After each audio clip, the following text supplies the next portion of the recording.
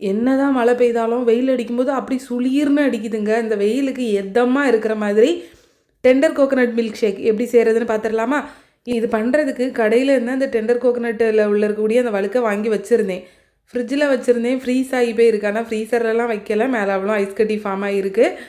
இது கூட ஃபஸ்ட்டு ஒரு மிக்சி ஜாரில் ஒரு 3/4 கப் அளவுக்கு நம்ம இளநீ தண்ணி சேர்த்துக்கோங்க. இது கூட ஒரு 1/4 கப் அளவு பால் சேர்த்துக்கலாம். இது ஆப்ஷனல் தான், வேண்டானா ஸ்கிப் பண்ணிக்கோங்க. இது கூட உங்களுக்கு எவ்வளோ வேணாலும் டெண்டர் கோகோனட் சேர்த்துக்கோங்க, செம்மையாக இருக்கும். ஆனால் நம்மக்கிட்ட கொஞ்சம் தான் இருக்குது, அதனால் நான் கொஞ்சம் லிமிட்டடாகவே சேர்க்குறேன்.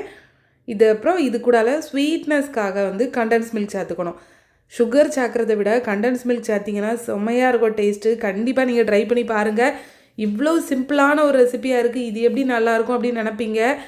செய்து பார்த்தீங்கன்னா அதுக்கப்புறம் இதுக்கு அடிக்டே ஆயிடுவீங்க. இது கூட ஒரு ஸ்கூப் அளவுக்கு ஐஸ்கிரீம் சேர்த்துக்கலாம். ஏன்னா டேஸ்ட்டு இன்னுமே ரொம்ப நல்லா இருக்கணும் பார்த்தீங்களா.